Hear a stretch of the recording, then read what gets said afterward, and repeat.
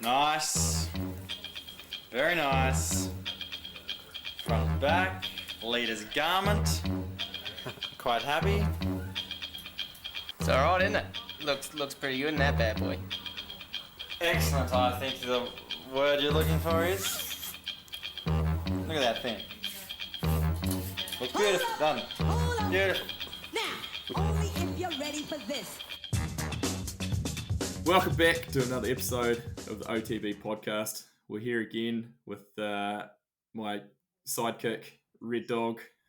We also have a returning guest, our first returning guest for the show this week, Cam Cole. Welcome back, Cam.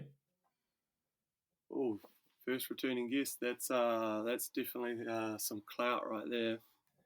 Well, you've had a pretty strong result at Fort William in the past, and since we're doing a Fort William preview, it was only fitting to get you in here and on the in studio with us and on the microphone. Plus, he's been at the track in the last week. That too. He's seen people on course at the BDS race that was on this weekend. So you weren't there for the race though, but we've seen some results, and looks like Danny Hart has taken the win at this BDS race, pretty closely followed by Laurie Greenland and Matt Walker. So fitting that British go 1, 2, 3, and then Nina Hoffman put a pretty good margin into Valley Hole in the women's field. So not that you can read too much into these, but something to kickstart us anyway. Something to talk about. Do us. they often Exactly. have this race prior to Fort William, correct? Like prior to the World most Cup, years sorry. it seems to be. Yeah. Do you think? Yeah, quite often. Do you think it gives anyone an advantage, or is it an opportunity for people to blow out a little bit prior to the World Cup? Comes a bit stale. Who's on this one? Well, I reckon I we'll was throw it just to gonna. you. Have you? You had your list there, KB, of who has won here. Has Danny Hart won? Well, I tell you what, I actually exited out of that to look at the results from this He weekend. hasn't won at Fort I William. don't think he has. No. I don't think he has. So he hasn't won at Fort William, but he always seems to win the BDS. Just off the top of my head, could be wrong, but I'm pretty sure that's what. I remember a few years ago, he was up there for like a month. He was just camped out there and was just like training and doing tons of laps. And he's still, I don't know if he even made the podium at that race. Yeah, he's had a couple of like maybe seconds and thirds, maybe, but I don't think he hasn't won it. So maybe that answers the question. But it's, downhill is obviously such a mental game. Does it just give people that like they think they're, they think they're on the right track with something, and then they turn up and there's like not much practice for race week, so they probably feel a bit more comfortable with that as well. But yeah, could be a little bit of a hindrance too if you go there for the race before and you think you're riding good and then you get smoked, and it that could put you back a little bit going into the World Cup week. But that as well. Yeah, it'll be interesting to see. Sorry, I'm interrupting. No, you're right. We could circle back onto these results when we do a review of the World Cup and see if they mean, if they've come through to fruition or anything. Yeah, it's a fine line going somewhere and like trying to get dialed on the bike and then doing a race is, it's a fine line. I think you're almost better to race something else like on a similar surface, but not that track, because like I think you get a bit sick of the track too, or no, you don't get sick of the track. Your speed peaks after a certain amount of runs, and that's a really fine line. I was talking to one of the riders the other day about this. Like even on a race weekend, like you guys will know, you could like hit Saturday, qualify real fast, but then sort of just go over that hump slightly, and then start going on the downward on the race day, and then you don't quite get the same pace out of yourself in the track on the race day because you're kind of just gone over that. It's really to time that when you hit your peak on the track is quite difficult to do. Yeah, you could definitely start, yeah, like tapering off. I know what you mean there for sure. Like if you start getting too comfortable, and then you lose that edge a little bit that you would kind of normally have when you're still sort of on, say, like run 5 or run 6 or something. Um, yeah, that's always been like quite a balancing act. Is where do you draw the line at how much practice? How many runs do you do? Kind of timing it out so that you get to that ideal point when you get to your race run. Especially Fort William's 100%. pretty rough and long, so it beats you up too. So you can't ride too much. It's probably one of those tracks where you got to be a little bit smarter, almost of the way you practice it, because a lot of it is pretty one line, eh? Like the stuff out in the open, you reckon horse like's pretty just fast and one lined up there. Yeah, there's quite a few lines at the moment because it's so worn out, but it's still like by quite a few. I mean, there's like a couple of sections where there's 2 instead of 1. Yeah. But they've got So these bags of surfacing ready to go next to the track, and it's going to be a different track next week. So there's that as well. Yeah. Yeah, because you'll find, like, especially there, if you're doing a ton of runs, for say a handful of technical sections down lower in the track, and you're kind of just beating yourself up on the top stuff just for the sake of getting down to try and practice a line. Like it's one of those ones where you've Yeah. almost got to practice a lot smarter down in the where it's technical, and maybe just push a bit more, push back up and get that stuff dialed rather than just doing big long runs and wearing yourself out. I think there's going to be a lot of that this year, is like pushing, especially now. Like it's been a few years, since I was even at that race venue. But I imagine with the people, the team staff on the side of the track, they'll be pushing up Yeah. riders' bikes up the side, and then the riders will be doing 3 runs on any one single run of that one section. I think so. They'll be trying different lines and utilizing that. I think. So are you back there for the World Cup next week? Yeah, I'm back in on the Tuesday at the start of the race week.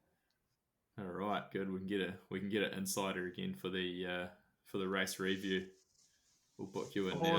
It's obviously been It's, a couple years because I think COVID put paid to the last 2 years at Fort William after it, being on the schedule for, I don't know, they had an anniversary at some point. I can't remember how many years. Was it 18 years was the last round. That's including right. World Champs as well, but that's 18 years. It was there every of year, events. and you sort of got the sense that the riders were becoming less and less passionate about going there. Do you think after a couple of years off, people are keen to go back? Because it is gnarly, but it does look like the kind of track that you could possibly not enjoy that much. Surely people, I think from ever since I've known, we're kind of whinging about it, but like, I don't know, I don't see why. Like,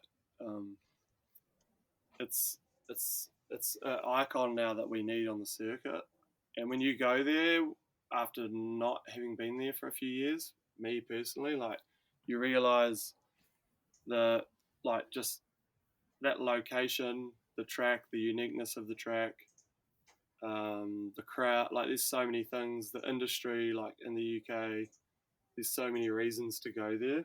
And I think the riders will see that. The crowd will be. I reckon the crowd will be nuts this year because It's going to be nuts. Yeah, Fort William has always drawn a huge crowd, and especially because it's a pretty reasonable drive away from any kind of main city or anything like that. Like, it's not a big place, and it's kind of in the middle of nowhere, but holy shit, man, I remember racing there in like 07, 08, and it was just like a sea of people that you were trying to get out through, out of the finish corral at the end. It was mental, and that's alongside all the people that are on the track. Mainly in the lower half of the track, but it's pretty cool. They're just hanging for racing, I think, like the Brits and stuff, like they just want to see it back there. And I was looking at the accommodation again the other day, and there's nothing within almost like probably a 50k radius or more, and there's like there's quite a few places to stay up there. It's not like super. There's not a lot of beds. It's not like it's a tourist place, but it's not a big tourist place. And people will be driving from quite a long distance away on race day just to come and check it out, I'm sure. So Yeah, it's it's a pretty spread out place. Like I remember when we went there when we were there for World Champs in 2007. The place we stayed at, the place that the New Zealand team booked or the New Zealand World Champs team booked, was so far away. Like we were at the bottom of the lock. It was ridiculous. It was like I can't even I'm struggling to remember exactly where the place was. Actually, I think I've just found it, and I'm gonna try and have a quick look at how far it went. But it took us a long time to get there each day. it's good to be we're out the other side, and it's good because you miss the traffic going to Fort William. So we turn right going out of the venue, whereas everyone going to Fort William turns left, and the traffic is insane. Even though there's park and rides that they have set up for the event in town and stuff, but yeah, all that kind of adds to it. I feel like just makes it. hypes it up. So you had you had second there in 2010. What was your other best result coming into that? Was that the last time you raced it, or you would have raced it again after that, right? Yeah, the last time I raced it was a top 20. I think it was like 18th or 19th. It was that would have been on the Common Soul team. Yeah, 2014. Other ones, 6th in 2011. I think 9th or 10th in 2012. 2013, I blew my shock up, but maybe still got like a top 20 or something. So yeah, pretty strong track record there. Yeah, probably my best, but it took me a long time to figure it out. I don't know why. Like I struggled there, like 08, 09. Definitely. It's quite a weird soil, eh? Like it's actually better when it's wet, especially that stuff up the top is it's got way more traction when it's wet. It's so loose. Like 09, I think you were there in 09, and it was so dry. Yeah. It was so dry. I went over the bars in qualifying, and There's a good photo of that shocker. too.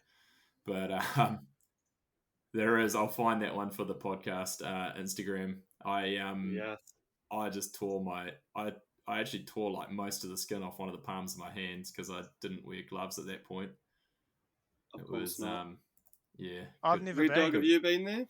I kind of regret not going. Oh. I could have gone in 2010 when you got second horse, and I just came over a little bit later. Yeah, Sims was there on your notable teammate at the time. He went. He saw the second place, and then I believe you guys, rather than party, you just jumped straight in the Peugeot Expert and drove back to Morsey.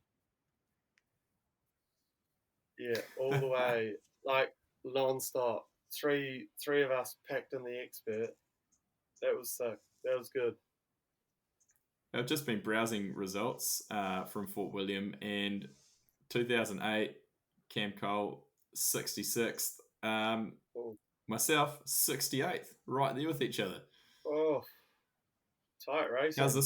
How's this for a jump in times though? From 66, you're on a 5:14, and then back to 68th, I was on a 5:18. So yeah, some big jumps when you get back that deep in the field. It'll be interesting to see what the gaps are like this year, because it's obviously pretty close racing at the moment, but if there's going to be a track that's going to spread everyone out, it's going to be this one, and maybe your Mont Saint Anne as well. But interested to see it.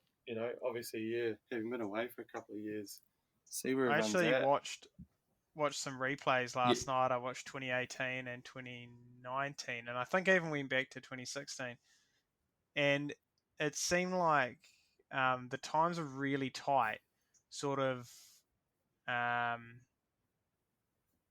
guess maybe fifth place back, but those top guys were sort of a step above. So like what you thought was the fastest time you're Piron. like, this can't be beaten sort of thing. I think one of them might have been Minar or something. You know, Troy came through and beat it by 3.5 seconds, and then Piron would put 2.5 on that, and it was like the guys at the very pinnacle had almost worked out something over the others. Yeah. Yeah, Piron won by 3.5 seconds in 2019, which is Massive winning huge. margin. Like you don't see that often. Yeah.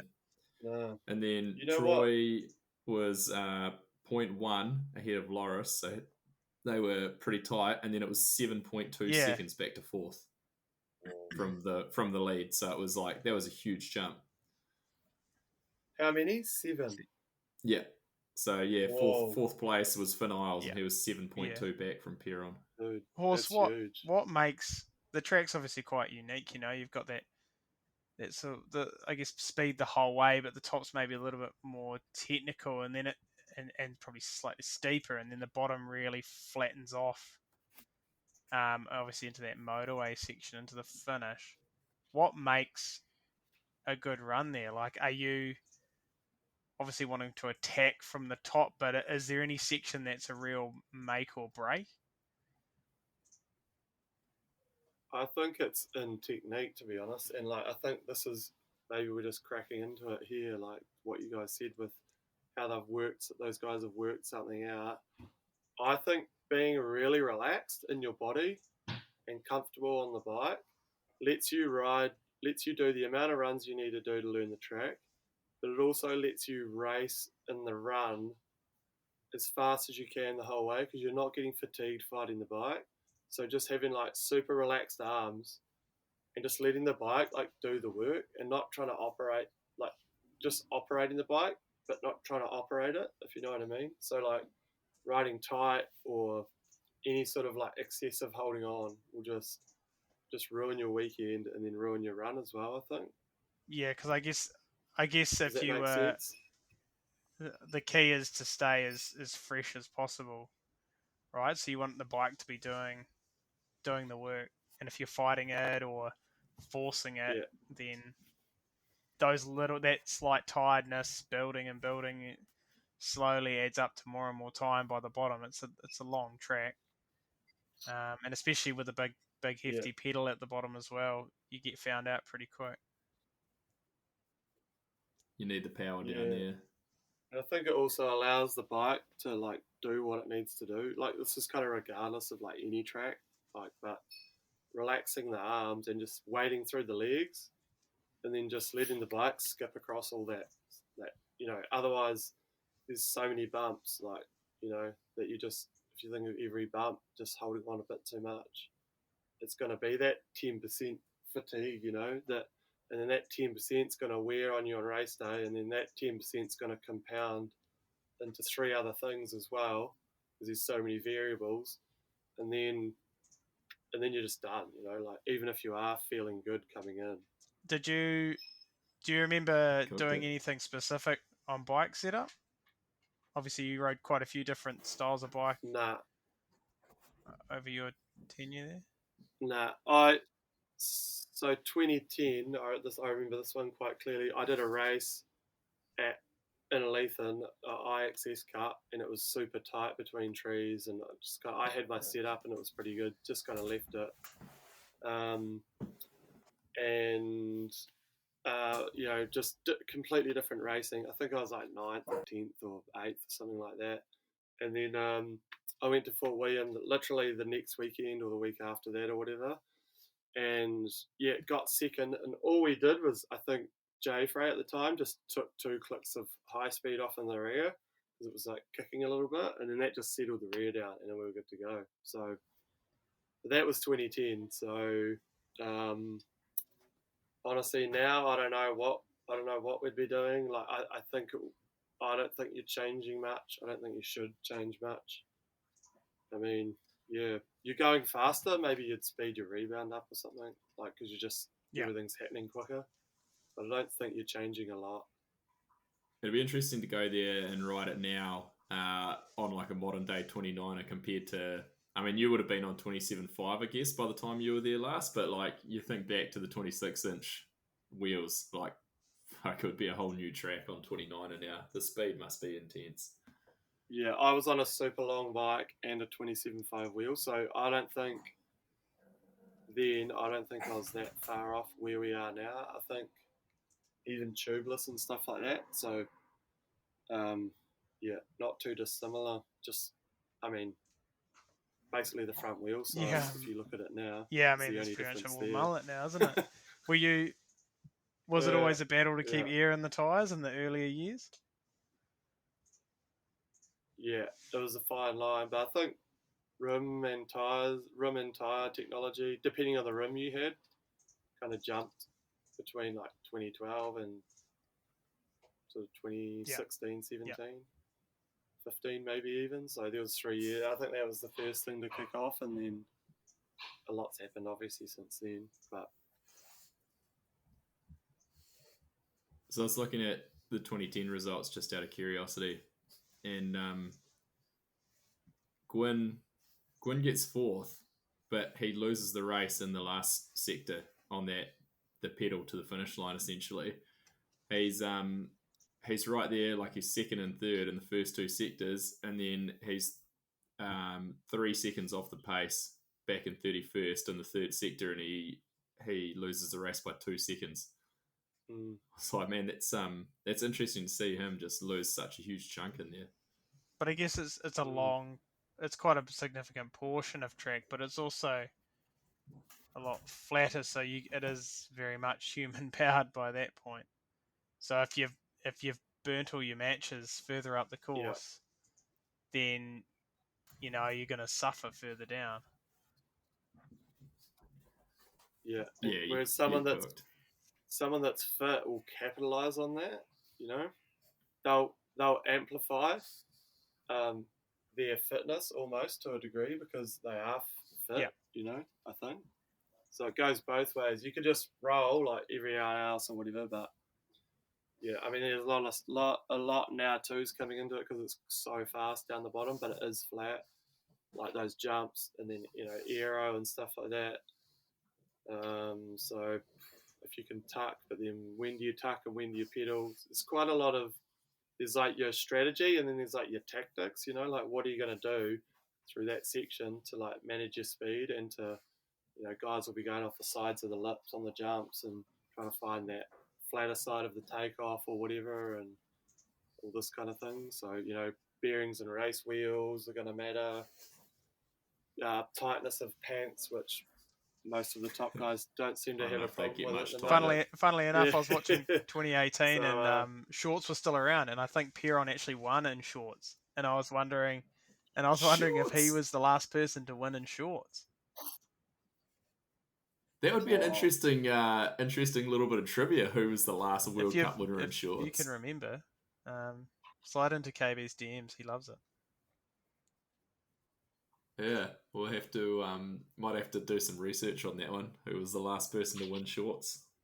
Yeah, another thing, I was watching a 2016 replay, and it was during the pandemic. They did the replay, and they had Rob Warner hosting sort of a panel with Minar, G Atherton, PD and stuff, and they're all chatting about the races it was going, and someone went around that last, or the jump sort of into the finish area, the big one where they appear, and they reckon it was a second quicker to go around it. Yeah. But no one was game to do it. So Horse, if you can get the video guy up there and get someone to go around it and tell us if it's the second quicker. Get Dartfish on it. A second. Whoa. Why is no one game to do it though? Yeah, Just you because look they a don't want bit to be the guy stupid, that doesn't hit the jump. I think they actually tape it wider than. I'd look as stupid as you want for absolutely for a second. Give me a second all day long. These days I'd be taking that second for sure. Yeah. I think this particular year they hadn't taped it yeah. as wide as they usually did or something. So actually, normally you're not saving that much, but that jump was like, by the time you got to that thing, you were so rinsed. Like you'd been just sprinting solid after doing already you'd done probably 3.5 minute downhill run, and you're just sprinting, and then you've got you're pedaling into this thing with dead legs, and it was quite a sharp jump as well. Like it just kind of, well, I mean, from my memory of it, it wasn't that nice. And you're just trying to kind of squash it, but also you want to make a good downside on it. And man, You end up, there's been some you end up crashes doing on a that thing Brannigan over the years. 2016. You don't. He gets absolutely Yeah. worked. Oh. It's so bad. Oh man. So it's funny you say that, KV, because that jump, like, it might have been quite kicky, but it looks pretty easy now. I think it is an easy jump in isolation, but you put it Yeah. where it is, and it's a game I had a changer, theory that I was talking to. I was talking last night. I have a theory with that jump that people are coming in end of a race run. They're a bit tired. They're pedaling non-stop. They've got their head down a bit. That they're approaching it quicker than they think, and by the time they glance up again, they're already coming up the lift, and they haven't stopped pedaling because it's always like a over the bars. You know when you don't stop pedaling at a lip and you just get kicked. I reckon. Yeah. There's been a lot of people go out the front door on it or do big front wheel rides on it, and then because it goes into that steep section that drops away as well. I was just going to say that is actually gnarly because you are hanging, and there's been a few wild press up moments there, and I think there's been some explosions as well. Yeah, I remember Manar, like in the early years, he G'd out super hard at the bottom of it and just blew off the side of it, like blew out through the tape and everything. This is like going back to the orange days. It's a long time ago, but what about Horse's whip over that jump? He was just making it look easy to slide into second. Yeah, and it was always like, was that what cost him the race? Did the whip cost him the race? So if he'd gone around the jump, he probably would have won. That's what they reckon. Nah, it was. It's a headspace thing. I thought it was jump for dough, corner for show. The wrong way around. Is that how the saying goes? Yeah, Ricky Carmichael. Yeah. But if you'd gone around the jump and hadn't done the whip, you would have won by 0.6. Is my that's the rumor. Theory. But I wouldn't have had it. But I wouldn't have had any fun doing it. No, that's true. You know, what are you there for? How was the bonus for second place? Did you get a bonus? Yeah, probably. Yeah, can't remember. That was Max's, wasn't it, on Rocky? I probably got paid at the race. Probably got pounds. Actually, that's probably how we got back to Morzine. I probably paid for the gas. What was the team manager's name? Because I do remember Gary. I do remember pulling pounds out to put in the next morning. No, this is in the expert when me and Simsy and Backer are pulling pounds out of this little, those envelopes you get with all the prize money in it. Yeah. No, I don't know those ones. I'm not familiar with those, Red Dog, or no. Yeah, well, it's a pretty standard paper envelope. Yeah. Oh, yeah. So, I'll let you know if I see stuffed full of cash. Exactly. Must be nice. Yeah. Well, that one was a nice one because you get pounds, and at that time, the New Zealand dollar was probably like almost triple. That great. So, yeah, exactly. Yeah. So nice. It's good times, and then I probably would have got paid by the brand as well. Max at the time. Maxis would have paid. Probably a good haul. Yeah. Yeah. Would have sent the invoice off. Oh, so it didn't just come out of Gary's wallet? He didn't just open up his wallet and... Nah, unfortunately not. I mean, he probably did at dinner when we celebrated that, but yeah. When I was on the X-Fusion team, our bonus was whoever was the fastest team rider of the day got $20 cash. So that's good. Cool. Yeah, and then they'd write on it though. They wrote something on it about the race, and then I tried to bank them at one point, and they wouldn't take them. That would have been a good year for Condro. Oh. Ooh. Shots fired. Also, the other thing of note from 2010 is that you had a knee brace on, because you had the red asterisk knee brace on. I'm pretty sure. It's a second there, mate. Far out. That thing would have been locking you up down that pedal. Yeah. Yeah, What was that from? Was that the YMAC training facility? Was that a motocross injury? Or I think probably it was, to be I honest. think it was. Yeah, I think it might have been a different river, but it was definitely a motocross training facility. down at the river? Yeah, yeah, yeah. Just tweaked the knee. That knee's had a hiding. Had a hard time. How about Yeah. Fort William? The stat of the biggest winning margin ever at a World Cup. Either of you two got that number off the top of your head? 14 seconds. 14 point. Ooh, 14 what's point. what's the point? 6? Nah, One. 02. 14.02. Oh, Also, I was fun gonna say fact 0.1. for you: second and third place tied at that race. Really? Which Ooh. was it was Cedric and Rennie both on a 4:48, so they tied for second place. No way. Kikaldi in eighth. Who? We need to go back a little bit here because I feel like some of the listeners might not know who put that winning margin in to everybody. Is the whacker Chris Kavarik.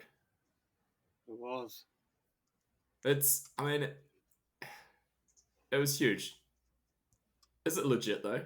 That's a big winning margin. I mean, you'd told you. Some people say you it were wasn't. saying that you'd heard it wasn't. Yeah, I've heard stories that possibly it wasn't, but I mean, How who are could we it to not say be? yes or no? But if you That's can have if you can have 7 seconds and what was that before 2016 or 18? Like you can for sure have 14 seconds back then. And this is Yeah. Carver. Yeah, the carver. It's true. That's true. Yeah. Yeah, I called him Wacker. That was what a fucking idiot. That was Dave McLaughlin. He was the carver. You're right. Yeah, it was huge. I mean, he already had like a 3-second margin going through the first split. So yeah, it could definitely happen, especially if it was like a gnarly wood section down the bottom that year. He could have put it in there. Yeah. I mean that guy Flat pit. too. Like, have you seen him ride a bike? You know, Yeah. when he's on, he's Oh, yeah. on. You know. Yeah, I mean, and who knows what happened back then in terms of like mechanical stuff for other guys and all sorts of funny things. He was probably on Was he on ITS tires? Yeah, and he's Yeah, had to be. that would have been a good bike. Oh yeah. Then compared to the others too, like he was on the best equipment. You know. Yeah. Absolutely. It was a different time, different bikes, different times. Just trying to see if we had any other Kiwis there. I don't think so. Looks like it was just Kikaldi. Yeah, not many people at that race. There was only about 90 that tried to qualify. So Ooh. not many. Was that the first one, eh? 01? Yeah. And there was only actually only 2 guys who didn't make the final. Everyone else DNS'd, and these 2 poor dudes were the only people who didn't make finals. That would have been pretty rough. Roots and Rain though, it's got some great statistics on it. So who are we well got for this coming race then? Who are the contenders? Man, wow. I mean, you pretty much just go back and look at the last results, and it's pretty hard not to say that those guys will be contenders. Pierron, Brosnan, and Vergia. I think Brosnan's back. Nah, I don't think he is. Has there been any? I don't think he is. Maybe not. Well, we go one step back then, and we've got Finn Isles. I mean, he's obviously looking pretty sharp at the moment. See on there? So, well, he was 4th at the last one, so Danny Hart was Nice. 5th, Manar 6th, Matt Walker, English Matt Walker 7th, Loic 8th, Brooke McDonald 9th, Eddie Masters, the Eagle 10th. Would you still say Manar is like maybe not a Fort William specialist, but that's a good track for him, or is it just any other track now? Because he had a pretty good run there for a while. I was actually saying that me and Cam were discussing that before you got on before. He won it the first year in 2004. And then his last win there was 2017. That's a big span of years to win 7 races over. Oh yeah, it's huge. Has he won 7? And I mean, think just if winning he's 7 gonna- races. Jeez. Yeah, That's a lot, Yeah. eh? yeah. If he's going to Oh. do well at any races this year, this is one that you'd be like picking him more than the others. Yeah, I'd agree. I think he's got something that he gels with this track. The way he rides, just maybe longevity. I don't know, but yeah, I'd agree. I think if any of them, this would be the one. I tend like this is always relatively early in the season, and it tends to be the one that turns him around a little bit too, from what I recall. Yeah, It sets him off. Yeah, I was going to say. Yeah, it does. Yeah. I mean, didn't set him off in 2010, did it? When Cam beat him, but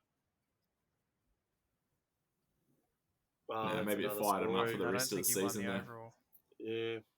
Nah, G won. I No, think. he didn't. It came down Yeah. to him and G. Him and G won it G, at Wyndham. Sam Blenkinsop Yeah. third overall that season. Oh yeah.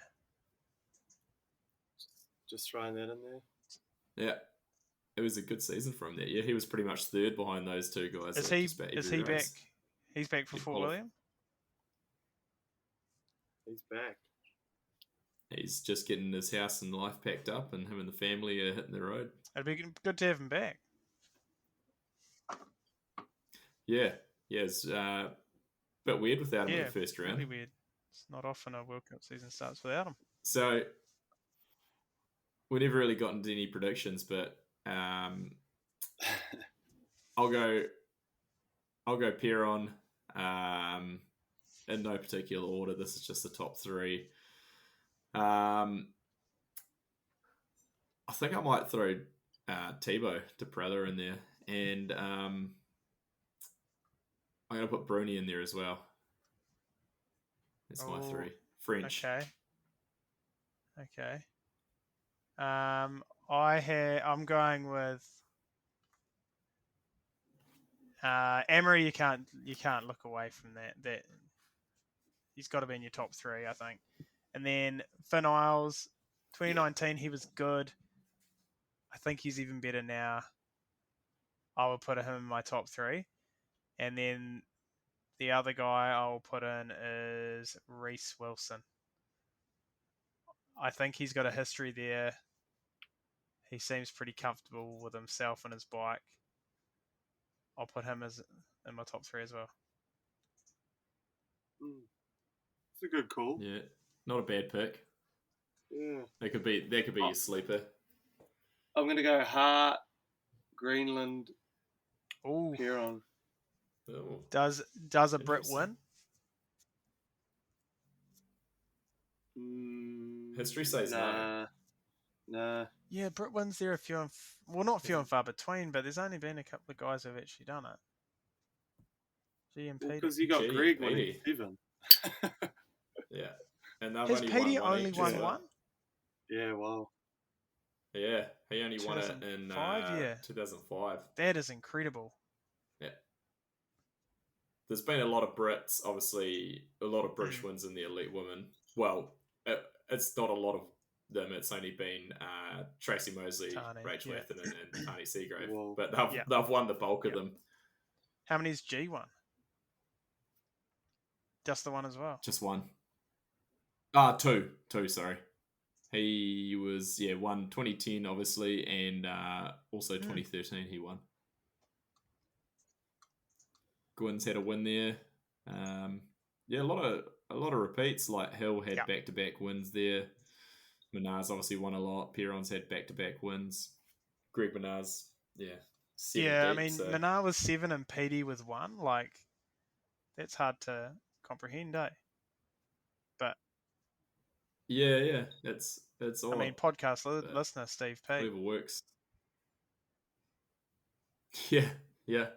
Gave us a fire emoji on the last one, so I'm sure he Absolutely. listened to it the whole way. And what you touched on the women there, KB. Who have you got? Well, I was hoping we'd see Rachel back, but it doesn't look Nah. like it. just I was kind of out of interest to see if she'd be there, but it's a tough one. You go first. I'm gonna I go want to hear your thoughts. in no particular order. I'm gonna say Tani. I think she's building. I'm gonna say Camille. Uh, Yeah, she seems to I be riding pretty think strong. she's going pretty well. And then you're gonna like this, KB. I'm gonna go Nina Hoffman, and I have a question for you. Does Nina Hoffman win before Yeah, go on. the guys do on the syndicate? One, it can be Ooh. any. We'll remove Jackson because juniors wasn't a category when we were around. That shouldn't be now. No, it doesn't count. Yeah, she might. I mean, the win she just put in, but I mean, who knows the exact, what happened with Valley or anything. But it's a pretty strong win she's just put in at the BDS, and she's had a third place there in 2019. So, yeah, maybe. I don't know. You have to go one or the other. You have to pick one. You're waffling. I'm going to sit on the fence. Yeah, I know, I'm waffling.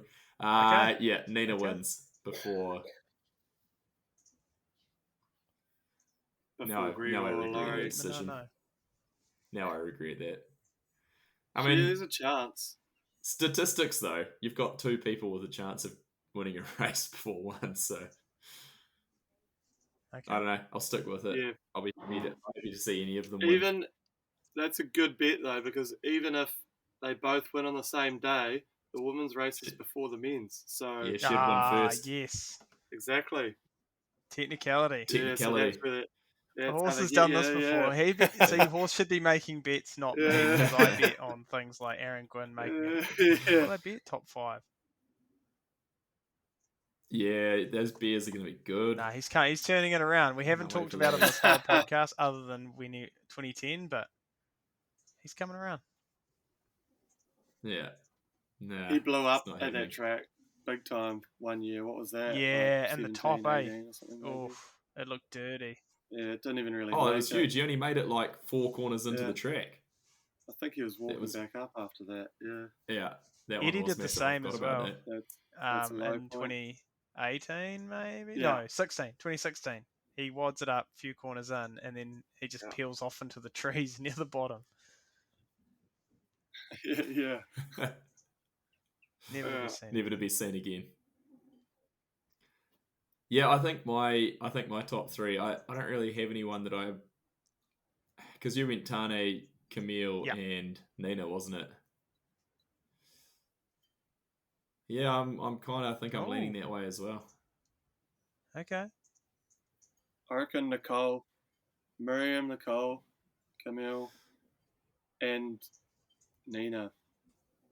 Yeah, Miriam was close for me. Hard to bet against Miriam. Yeah, and she, how we're talking about like that relaxed riding style. I think she kind of has enough of that to get it done. Yeah, good point. Yeah, she does look very comfortable. But then Marine's coming back from like, a few injuries and stuff. Like she was strong. Yeah. She's a strong rider, and she was good on some bigger tracks, like, when she had some success. Was it last year or the year before? Maybe year before. So I feel like she's going to be hungry as well. It'll be good.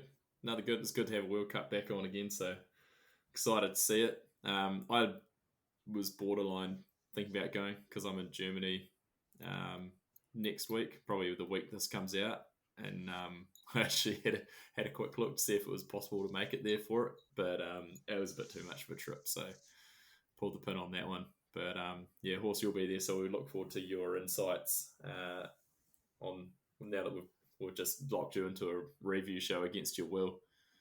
Yeah, I did not agree to that. I'm going to have to revisit the contract. Good luck with Good luck finding it. See where we're at. Yeah, it's probably on a napkin somewhere.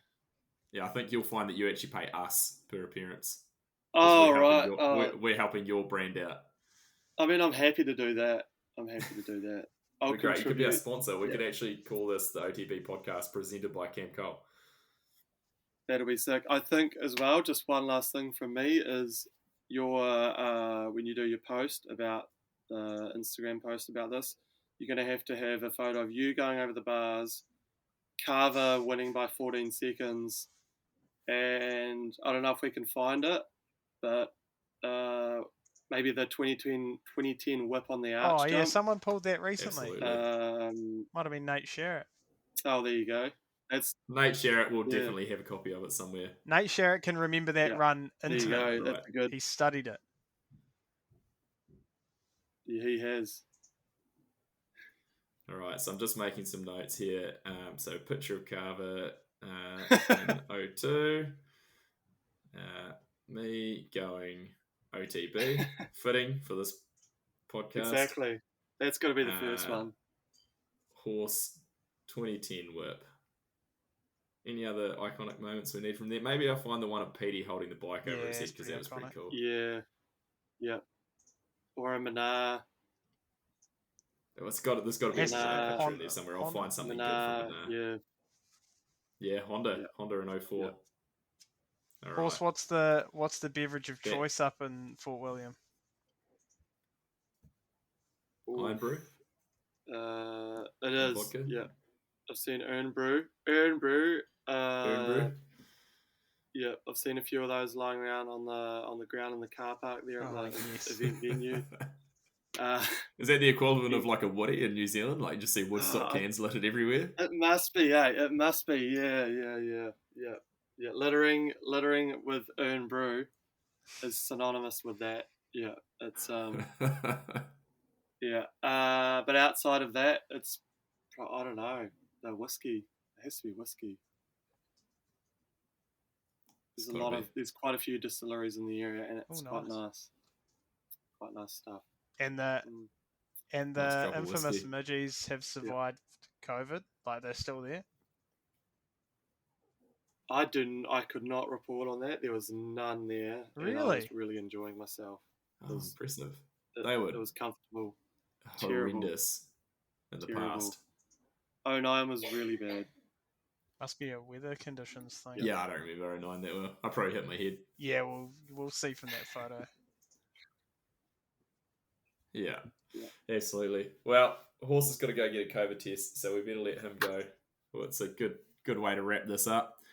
Enjoy your trip to Dubai, Cam. Enjoy your trip to Kandala, James. We're already there. Well, Thanks. I'll report back soon. Thanks, Horse. Yeah, we'll catch up post race. Thanks for your insights. Great to have a Fort William podium getter on the podcast. You know, this is the podcast where the stars call into, so we're very appreciative. 100%. All right, we'll see you after Fort William. I'm ready. What's up?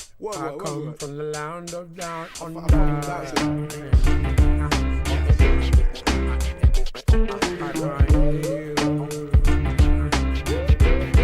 I can't hear you. What was that? I can't hear you.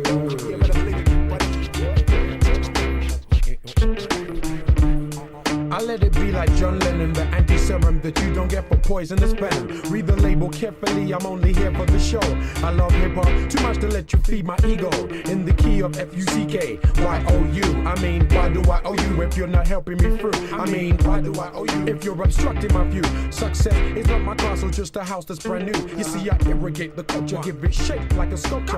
Still complicated, rock like I'm supposed to. B-L-I-T-Z like my DJ. Rock to the rhythm like